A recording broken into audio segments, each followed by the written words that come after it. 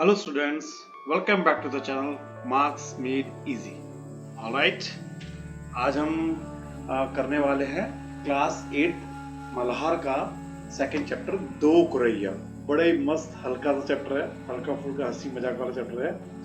इसके लेखक हैं भीष्म साहनी, बहुत ही बढ़िया राइटर, पद्म भूषण से सम्मानित हैं। हमारे देश के जो सिविलियन अवार्ड्स हैं उनमें है पहला पद्म भूषण, आप उसमें पहला है पद्मश्री, फिर उसके ऊपर पद्म भूषण, फिर पद्म विभूषण और फिर भारत रत्न। ये जो सिविलियंस हैं नॉन आर्मी, उनको डिफरेंट कैटेगरीज के अंदर दिया जाता है जिन्होंने देश के लिए या देश का नाम ऊंचा किया, उनको दिया जाता है ये।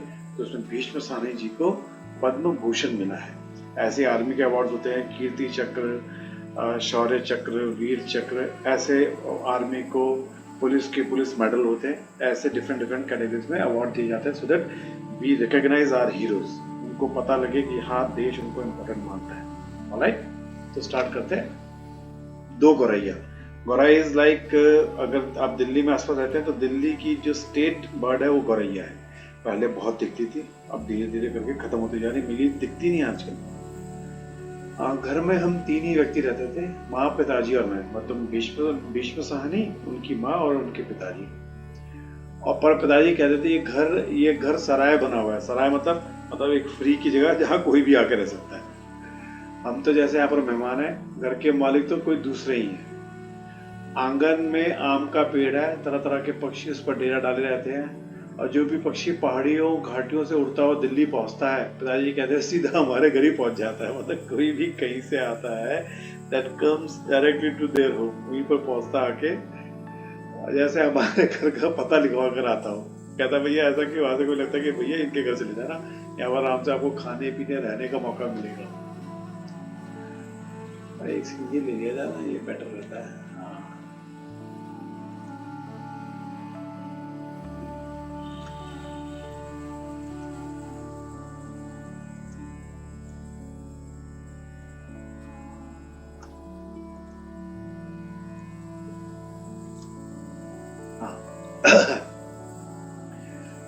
यहाँ कभी तोते पहुंच जाते हैं और कभी कौवे और कभी गौरैया। ये वह शोर मचाता है कि कानों में पर्दे फट जाए, जो काने के अपने ईयर ड्रम्स होते हैं वो फट जाए। और लोग कहते हैं कि पक्षी गा रहे हैं। कहते हैं भैया मेरे तो कान के पर्दे फट जाते हैं, पर लोग कहते हैं कि भैया देखो पक्षी क्या गा रहे हैं। घर के अंदर देखो कैसे जू बना हुआ है। जू को हिंदी में बोलते हैं चिड़ियाघर। उसमें चिड़िया के अलावा बाकी सारे जानवर होते हैं, बस सिर्फ चिड़िया ही कम होती है, और बोलते क्या है, चिड़ियाघर। घर के अंदर भी यही हाल है। बीसियों तो चूहे बसते हैं, रात भर एक कमरे में दूसरे कमरे में भागते रहते हैं। फिर धमा चौकड़ी, मतलब फुल फन और एंजॉय करते हैं चूहे वहां पर, कि हम लोग ठीक से सो भी नहीं पाते। अब चूहे भागते तो कभी बर्तन गिरते हैं, डिब्बे खुलते हैं, प्याले मतलब ग्लासेस वगैरह टूटते हैं। एक चूहा अंगीठी के पीछे बैठना पसंद करता है, शायद बूढ़ा होगा, उसे सर्दी बहुत लगती है। चूल्हा हो गया ना, जहाँ पर कोयले और लकड़ियों से आग जला के खाना बनाते थे पुराने टाइम में। तो पहले लकड़ी जला दी, तो उस पर अपना आग लगा दी और फिर खाना बना दिया। तो चूहा वहां जाके बैठता है क्योंकि उसे ठंड लगती है। और एक दूसरा है जिसे बाथरूम की टंकी पर चढ़कर बैठना पसंद है। दूसरा जो बाथरूम की टंकी पर चढ़ता है, शायद उसे गर्मी लगती है क्योंकि बाथरूम की टंकी भी ठंडी होती है। बिल्ली हमारे घर में रहती तो नहीं, मगर उसे हमारा घर पसंद है। बिल्ली हमारे घर में नहीं रहती, और उसे हमारा घर पसंद है। वह कभी झांक जाती है। देखो यहाँ पर कौवा, गोरैया, गिलहरी सब दिख रहे हैं। वो बिल्ली मन आया तो अंदर आके दूध पी गई, कभी आके दूध पी जाती है, ना मन आया तो बाहर से फिर आऊंगी कह के चली जाती है। कहती आज नहीं आ रही, कल आके दूध पीऊंगी कह के चली जाती है। शाम पड़ते ही 2-3 चमगादड़ माने कौन हो गए, बैटमैन। तो बैट कमरों के आर पार फैलाए कसरत करने लग जाते हैं। उनके अपने विंग्स फैला के कमरों के आसपास एक्सरसाइज कर रहे हैं। घर में कबूतर भी है, दिन भर गुटरगू चलती रहती है, गुटरगू का संगीत सुनाई देता है। इतना ही नहीं, घर में छिपकलियां मतलब लिजर्ड और बर्रे भी हैं। बर्रे माने हो गए वास्प, येलो कलर के ततैये आते हैं ना, उसको बर्रा कहते हैं। और चींटियां, ओहो देखो, बर्रा मतलब वास्प हो गया, और चींटियां कौन है, एंटमैन। आपने मूवी देखी होगी Antman and the Wasp, Marvel की। मेरे को मार्वल बहुत पसंद है, इसको मैं बड़ा कोट करूंगा आपको। जैसे फौज ही छावनी डाले हुए हैं, अगर चींटियों की तो पूरी की पूरी आर्मी ही हमारे घर के अंदर रहती है। तो देख लो कितने सारे उन्होंने बर्ड्स और एनिमल्स मिला दिए। एंड ये थोड़ा सा याद रखने की चीज है। इसका क्वेश्चन बन सकता है कि भीष्म सानी जी के लेखक के घर के अंदर कौन कौन रहता था। तो इसको अगर आप बार बार पढ़ोगे तो आपको याद हो जाएगा अच्छे से। इसलिए मैं बार बार कहता हूँ कि चैप्टर को बहुत ध्यान से सुनो, बार बार पढ़ो उसे, ये बार बार वीडियो देखो और उसको सुनो। चैप्टर अगर आपको ढंग से याद हो गया तो कहीं से भी क्वेश्चन पूछो, क्यों आएगा तो चैप्टर से थोड़ा ट्विस्ट एंड टर्न हो सकते हैं। तो अगर चैप्टर ध्यान से आता होगा तो 100% आप आराम से कर सकते हैं। अब यहां से कहानी शुरू होती है मीन। अब एक दिन दो गोरैया, दो अपनी क्या कहते हैं गोरैया बर्ड, वो आ गई सीधा अंदर घुस गई, सीधा हमारे घर, उनके घर के अंदर आ गई। बिना पूछे उड़ उड़कर मकान देखने लगी, क्योंकि ये पहले ना देखते हैं कि हमें कहाँ पर जाके हम अपना घोंसला नेस्ट बनाएंगे। तो ये जाके पहले चेक करते हैं। ताजी कहने लगी कि मकान का निरीक्षण कर रही है। They are like just looking out for the house, पूरा उसको चेक कर रही है, निरीक्षण कर रही है कि उनके रहने योग्य है या नहीं। कभी वह किसी रोशनदान में बैठ जाती, जो ये विंडोज होती हैं, और कभी खिड़की पर या विंडोज पे बैठ जाती है, जो ऊपर बने रहते हैं हवा के लिए, रोशनदान, जहाँ से रोशनी आती है रोशनदान, वहां पर बैठ जाती। और फिर जैसे ही आई थी वैसे उड़ गई। अब वो आई, उन्होंने चेक किया, उन्होंने खिड़की देखी, रोशनदान देखा, घर देखा और वापस चली गई। 2 दिन बाद हमने क्या देखा कि बैठक की छत पर लगे पंखों के गोले में उन्होंने अपना बिछावन बिछा लिया। अब जब 2 दिन बाद उन्होंने घर देखा तो बैठक मतलब जहाँ पर डाइनिंग रूम है, जहाँ पर ड्राइंग रूम है, जहाँ पर सब आके बैठते हैं, वहाँ पर एक पंखा लगा हुआ है। अब आप अपने पंखे को अगर देखोगे तो उस पर 2 गोल गोल से लगे रहते हैं, एक ऊपर एक नीचे, है ना? दिख गया? हाँ देखो देखो, दिख गया, देखो ये है ना? हाँ, उसके अंदर उन्होंने घोंसला बना लिया। वहां पर उन्होंने अपनी चीजें, बिछावन मतलब कुछ चीजें बिछाने वाली, उन्होंने जैसे बेडशीट बिछाते हैं ना, ऐसे वहां पर उन्होंने कुछ कुछ चीजें बिछा ली हैं और सामान भी ले आई। मजे से दोनों बैठी खाना खा रही है। जाहिर है कि उन्हें घर पसंद आ गया। जो चिड़िया आके इस घर को चेक करके गई थी, उनके रोशनदान पे, खिड़कियों पे बैठ के गई थी, अब वो सामान लेके आगे बिछावन में क्या लाती है, वो तिनके लेके आ जाती हैं, रुई लेके आ जाती हैं, सॉफ्ट सी चीजें लेके आ जाती हैं, जिसके अंदर वो अपना घर बना सके। माँ और पिताजी दोनों सोफे पर बैठे उनकी ओर देखे जा रहे थे। थोड़ी देर बाद माँ सिर हिला के बोली, अब तो ये नहीं उड़ेंगी, पहले इन्हें उड़ा लेते तो उड़ जाती। अब तो इन्होंने यहाँ घोंसला बना लिया, अब उन्होंने, अगर ये पहले उड़ा देते तो उड़ जाती, अब तो उन्होंने घर बना लिया, अब यहाँ से ना उड़ने वाली। अगला पेज। इस पर पिताजी को गुस्सा आ गया। वह उठ खड़े हुए बोले, देखता हूँ यहाँ कैसे रहती है। अब ये बात जो माँ ने बोली पिताजी के ईगो पे आ गई। अच्छा जी, मेरे को चैलेंज, अब देख गौरैया मेरे आगे क्या चीज है, मैं अभी निकालता हूँ इन्हें बाहर। छोड़ो जी, चूहे को तो निकाल नहीं पाए, अब चिड़ियों को निकालोगे। माँ ने व्यंग किया, माँ ने उनके ऊपर और मजाक कर दिया, वो उनके ईगो को और हर्ट कर गया। माँ कोई बात व्यंग में कहे तो पिताजी उबल पड़ते थे। पिताजी को उनका जो मजाक था उनको पसंद नहीं आता था, वो और गुस्से में आ जाते थे, जिससे उनका ईगो और हाई हो जाता था। वे समझते हैं कि माँ उनका मजाक उड़ा रही है। वे फौरन फौरन उठ खड़े हुए, फौरन मतलब जल्दी से उठ खड़े हुए और पंखे के नीचे जाके जोर से ताली बजाई और मुंह से शाशू करके बाहें जलाई। और भाग भाग भाग करते हैं, मुझे अपनी हाथे हाथ चलाते हैं, शू अवे करते हैं, वो करने लगी। फिर खड़े खड़े कूदने लगे, कभी बाहें जलाते, कभी शाशू करते, मतलब ऐसा होता जैसे कोई भरतनाट्यम डांस कर रहे हैं। गौरैया ने घोंसले में से सर निकालकर नीचे की ओर झांक कर देखा। दोनों एक साथ चींची करने लगी और माँ खिलखिलाकर हंसने लगी। ताजी को गुस्सा आ गया, इसमें हंसने की क्या बात है भाई। माँ को ऐसे मौके पर हमेशा मजाक सोचता है। हंसकर बोली, चिड़िया एक दूसरे पूछ रही है कि ये आदमी कौन है, नाच क्यों रहा है। माँ ने और मजाक उड़ाना शुरू कर दिया कि चिड़िया अब ये पूछ रही है, ये नीचे जो आदमी है ये क्यों नाच रहा है। पिताजी को ये बात और चुप गई। अब पिताजी को और भी ज्यादा गुस्सा आ गया। वह पहले से भी ज्यादा ऊंचाई कूदने लग गए। गौरैया घोंसले से निकलकर दूसरे पंखे के डैन पे जा बैठी। पंखे के विंग्स होते हैं उस पे जाके बैठ गई, दूसरे वाले पंखे के। अभी ज्यादा कूदने लगे। गौरैया घोंसले से निकलकर दूसरे यहाँ पर बैठ गई। अच्छा, ये तो हमारा हो गया था। पिताजी का जैसे उनको पिताजी का नाचना बहुत पसंद आ रहा था, वहां फिर हंसने लगी। ये निकलेंगी नहीं जी, अब इन्होंने अंडे दे दिए हैं। निकलेंगी कैसे नहीं, पिताजी बोले और बाहर से लाठी उठा लाए। अब वो मतलब बिल्कुल फुल फॉर्म में आ गए हैं कि somehow he has taken the challenge। उनका ईगो हर्ट हो गया है कि बेटा अब तो मैं इनको निकाल के मारूंगा, चाहे जो मर्जी हो जाए। इस बीच गौरैया फिर घोंसले में जा बैठी। उन्होंने लाठी ऊंची उठाकर पंखे के कोले को ठोका, मतलब हिट किया उन्होंने।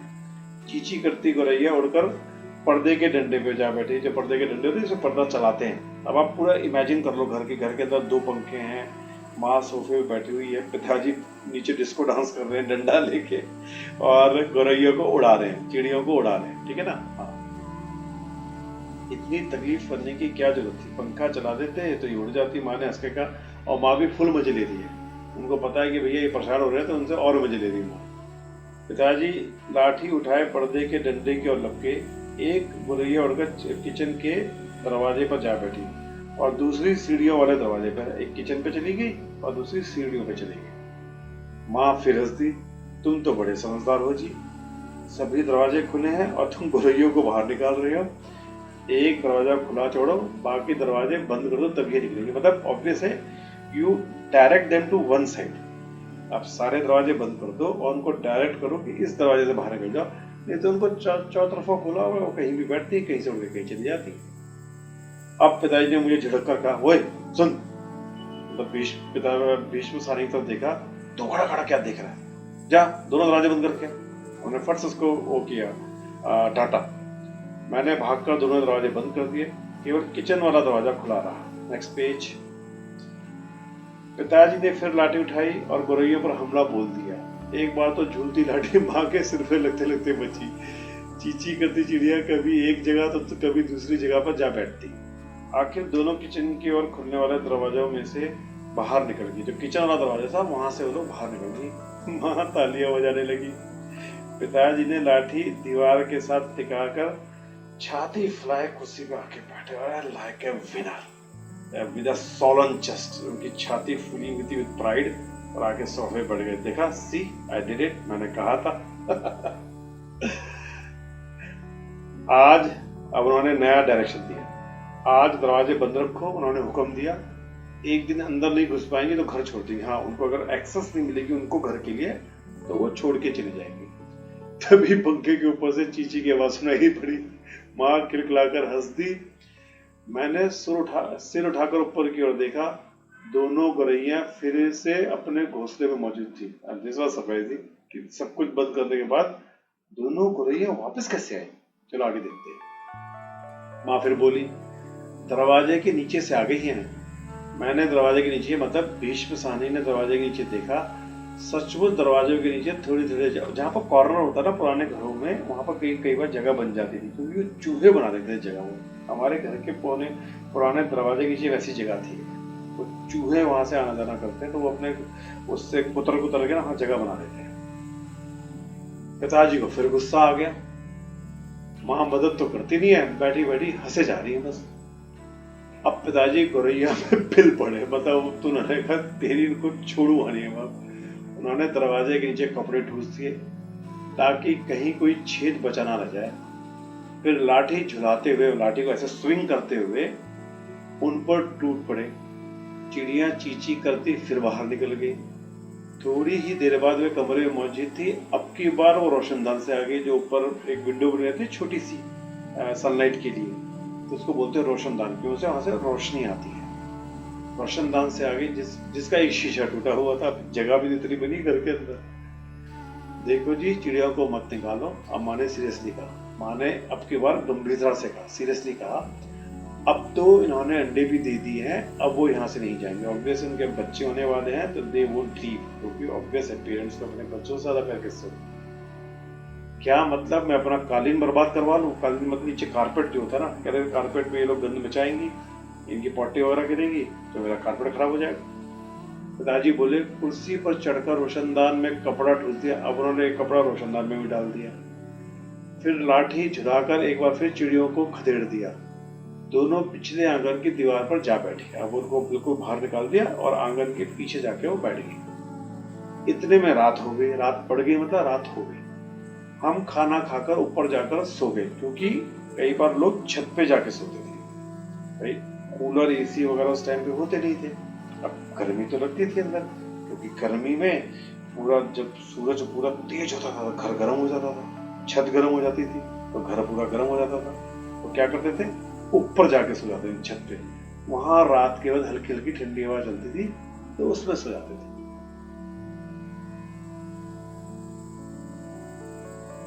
सो गए। जाने से पहले मैंने आंगन में झांककर देखा, चिड़िया वहां नहीं थी। मैं समझ लिया कि उन्हें अकल आ गई होगी, अपनी हार मानकर किसी दूसरी जगह चली गई होगी। अब उनको उसको लगा कि भाई शायद चिड़िया हार मान गई, अब किसी और जगह चली गई। Next page. दूसरा दिन इतवार था, संडे। जब हम लोग नीचे उतर के आए तो वो फिर से मौजूद थी और मजे से बैठी मल्हार गा रही थी। मतलब आपकी बुक का नाम भी मल्हार है। मतलब जब बारिश के लिए जो गाने गाए जाते हैं उनको मल्हार कहते हैं। तो बैठे बैठे वहां पर मल्हार गा रहे आराम से अपनी आवाज के अंदर। पिताजी ने फिर लाठी उठा ली और उस दिन उन्होंने गौरैया को बाहर निकालने में बहुत देर नहीं लगी, क्योंकि अब उनको आइडिया लग गया था। रोशनदान का छेद बंद कर दिया था, दरवाजों के नीचे का छेद बंद कर दिया था, तो फट से बाहर निकाल दिया। अब रोज यही होने लगा। दिन में तो वो बाहर निकाल दी जाती, पर रात के वक्त जब हम सो रहे होते, ना जाने किस रास्ते से वो अंदर घुस आती, तो वो सोने अपने घोंसले में ही आती थी।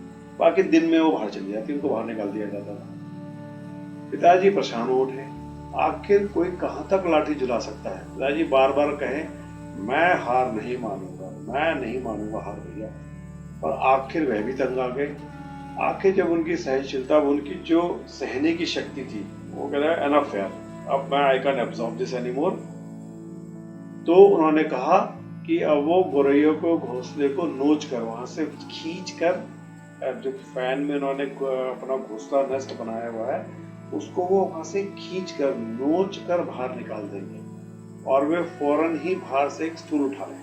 अब वो पहले तो जमीन पे खड़े होकर भंगड़ा और अपना डांस करते थे डिस्को। अब उन्होंने सोचा कि I will increase my reach, मैं और ऊपर पहुंचूंगा। किस पे? स्टूल पे खड़े होके। घोंसला तोड़ना कठिन काम नहीं था। इट वॉज नॉट डिफिकल्ट किसी का घोंसला तोड़ना। उन्होंने पंखे के नीचे फर्श पर स्टूल रखा पंखे के नीचे, और लाठी लेकर स्टूल पर चढ़ गए और एक स्टेटमेंट कही, क्या किसी को अगर सचमुच बाहर निकालना हो तो उनका घर तोड़ देना चाहिए। अगर आपको किसी को घर से बाहर निकालना है तो उनका घर तोड़ दो, वो अपना चले जाएंगे। उन्होंने गुस्से से कहा। घोंसले में अनेक तिनके बाहर की ओर लटके थे। गौरैया ने सजावट के लिए मानो झालर टांग रखी हो। झालर याद है, जैसे कुछ लोग बर्थडे में झालर लगाते हैं, what do call those, hangings लगती है ना, तो बर्थडे पार्टी में लगाते हैं, या इवन दिवाली पे सजाने के लिए झालर लगाते हैं और डिफरेंट कलर की शाइनिंग होती है, वो लगाते हैं। पिताजी ने लाठी का सिरा सूखी घास के तिनकों में जमाया। सूखी घास के तिनके लगे, उसके लाठी का सिरा जो एंड है, लाठी का जो एंड है उसके अंदर घुसा दिया, ठीक है ना, और सूखी और दाई और खींचा, और अपने राइट हैंड साइड की तरफ खींचा। दो तिनके घोंसले से अलग होकर फरफराते हुए नीचे उतरने लगे। तभी उसमें से जो तिनके थे ना, जिनसे उन्होंने अपने घोंसले बनाए थे, वो लाठी के उस एक्शन से नीचे गिरने लगे। चलो, दो तिनके तो बाहर निकले। माँ ने फिर हंस के कहा, अभी 2000 भी निकल अब 2000 भी निकल जाएंगे। फिर मजाक उड़ाया। तभी मैंने बाहर आंगन की ओर देखा। मुझे दोनों गौरैया नजर आई। बाहर आंगन में दोनों बैठी हुई, दोनों चुपचाप दीवार पर बैठी थी। इस बीच दोनों कुछ दुबला गई थी, एक पतली हो गई थी और कुछ काली पड़ गई थी। दोनों कुछ पतली हो गई थी, थिन हो गई थी, और उनके कलर ब्लैक हो रहे थे। अब वे चहक भी नहीं रही थी और उनकी जो चींची करने की आवाज थी वो भी बंद हो गई थी। गौरैया का तब से वो नाम सोच रहा था। गौरैया को भी कॉल इट स्पैरो। हाँ, अब याद आया। अब पिताजी लाठी का सिरा घास के तिनकों के ऊपर रखकर उन्हीं रखे रखे घुमाने लग गए। उन्होंने अपने लाठी का जो एंड है उसको घास के तिनकों के ऊपर रखा और उसको घुमाने लग गए और लपेटने लग गए। याद करो आप लोग मैगी कैसे खाते हो? मैगी में अपने फोक डाला और उसको घुमाते हो ना, सो दैट पूरी मैगी आपके फोक पे लिपट जाए, so that you can have a nice bite. Same चीज ये वो कर रहे थे। अब आगे समझ में? लाठी के ऊपर तिनकों को घुमा रहे थे जैसे आप अपने फोक में मैगी घुसाते हो, घुमाते हो। इससे घोंसले के लंबे लंबे तिनके लाठी के सिरे के साथ लिपटने लगे। यस, अब वो मैगी लिपट रही है धीरे करके, लिपटते गए और घोंसला लाठी के इर्द गिर्द खिंचता चला आने लगा। फिर वह खींच खींच कर लाठी के सिरे के इर्द गिर्द लपेटा जाने लगा। सूखी घास, रुई के फाहे, कॉटन के पीसेस और धागे, थिंगलियां लाठी के सिरे पर लिपटने लगी। मतलब उन्होंने डोरियां और अपना कॉटन, तिनके, सब कुछ पहले ऐसा क्या करते हैं वो लोग, तिनके से बेस बनाते हैं और सॉफ्टनेस के लिए उसके अंदर कॉटन वगैरह डाल देते हैं, जिससे कि जब अंडे रखे जाए तो क्रैक ना करें। तभी सहसा जोर की आवाज आई, ची ची ची। ओहो, वो मतलब चिड़िया समझ गई कि हमारा घर टूट रहा है। पिताजी के हाथ ठिठक गए। ये क्या, गौरैया लौट आई? मेरे को भी लगा गौरैया लौट आई। मैंने झट से बाहर की ओर देखा, नहीं, दोनों गौरैया बाहर दीवार पर गुम से पड़ी थी। मैंने भाई गौरैया तो लौट के नहीं आई है, हम भी ये सोच रहे गौरैया लौट के नहीं आई है, वो तो बाहर आंगन में बैठी है दीवार पे, तो ये क्या है? ओहो, चींची चींची फिर आवाज आई। मैंने ऊपर देखा, पंखे के कोल के ऊपर नन्ही नन्ही गौरैया सिर निकाले नीचे की ओर देख रही थी। यस, उस नेस्ट में अब बच्चे आ गए थे। हाँ, छोटे छोटे बच्चे आ गए थे घोंसले के अंदर और चींची चींची किए जा रहे थे। अभी भी पिताजी के हाथ में लाठी थी और फोन आ गया था और उस पर लिपटा घोंसला और घोंसले का बहुत सा हिस्सा था। अभी भी उस लाठी के ऊपर अब क्या सीन हो गया है कि लाठी पे घोंसले का बहुत बड़ा पार्ट तो लिपटा हुआ है। दो चिड़िया के बच्चे उस घोंसले के अंदर अभी भी हैं और जो चिड़िया के पेरेंट्स हैं वो बाहर आंगन में बैठे हुए। Now you understanding the scenario कि पिताजी घोंसले को तोड़ रहे थे मैगी के स्टाइल में लपेट के, तो उसका बहुत बड़ा पार्ट उनकी लाठी को लगा हुआ है। यहाँ पर दो चिड़िया के बच्चे उस बचे हुए घोंसले के अंदर बैठे हुए हैं और अपनी गर्दन बाहर निकाल के चिल्ला रहे हैं और उनके पेरेंट्स जो हैं बाहर आंगन में बैठे। ठीक है, वे अभी भी झांके जा रहे थे। दे वर स्टिल लुकिंग, बच्चे, और चींची करके मानो अपना परिचय दे रहे। दे वर जस्ट इंट्रोड्यूसिंग कि देखो हम आ गए हैं, हमारे माँ बाप कहाँ हैं, वेयर आवर पेरेंट्स। मैं अवाक, मैं ऐसे देख रहा हूँ, हैं ये क्या हो गया। कौन? लेखक उनकी ओर देख रहा था। मैंने देखा पिताजी स्टूल पर से नीचे उतर गए। उसको अजीब सा लगा कि पिताजी तो घोंसले को तोड़ रहे थे, ये नीचे क्यों उतर गए। और घोंसले के तिनकों में से लाठी निकालकर उन्होंने लाठी को एक और रख दिया। उन्होंने घोंसले के तिनके लाठी में से निकाल दिए और उनको एक और रख दिया और चुपचाप कुर्सी पर आकर बैठ गए। बिल्कुल चुपचाप आकर कुर्सी पर बैठ गए। इस बीच माँ कुर्सी से उठी और सभी दरवाजे खोल दिए। अब उनको समझ में आ गया कि पिताजी ने घोंसले को तोड़ा नहीं, क्योंकि वो बच्चे मर जाते, इसलिए पिताजी भी इंसान है, वो परेशान थे, बट उन्होंने अपनी इंसानियत नहीं खराब करी। वो आराम से नीचे आके बैठ गए। माँ समझ गई। माँ ने घर के सारे दरवाजे खोल दिए। नन्ही चिड़िया अभी भी हाँफ हाँफ कर, they were losing their breath, ऐसे कर चिल्लाए जा रही थी चींची करके और अपने माँ बाप को बुला रही। चिड़िया अब अपने माँ बाप को, पेरेंट्स को बुला रही। उनके माँ बाप झट से उड़ के अंदर आ गए और चींची करते उनसे माँ बाप उनसे जाके मिल गए और उनकी नन्ही नन्ही चोंचों में चुग्गा डालने लगे। जो पेरेंट्स खाना लेके आए थे वो उनकी चोंच में, उनकी बीक में डालने लगे कि भी इनको भूख लगी होगी तो खाना दे रहे थे। माँ और पिताजी उनकी ओर देखते रह गए। माँ और पिताजी उनकी ओर देख रहे थे। कमरे में फिर से शोर होने लगा था। कमरे में फिर चींची का शोर मच गया था। पर अब की बार पिताजी उनको देखकर केवल मुस्कुरा रहे थे, क्योंकि पिताजी ने बच्चे देखे, पिताजी को जो परेशानियां थी वो सब चली गई, उनको देख के उनको अच्छा लगने लग गया। And he started smiling. What a super and. आपको कैसा लगा एंड जरूर कमेंट्स में बताना। अच्छा बड़ा चैप्टर है, आपके जो भी डाउट्स हो कमेंट सेक्शन में हमेशा खुला रहता है, उसमें आप डाल सकते हैं, मैं आपको सारे आंसर दूंगा। इसके बाद ही, क्योंकि ये चैप्टर बड़ा है, तो we will have 12 to 15 question answer इसके। इस चैप्टर को आप बार बार सुनेंगे, वो क्वेश्चन आंसर अच्छे से पढ़ेंगे, and you will actually do very well in your papers, because channel का नाम है मार्क्स मेड इजी।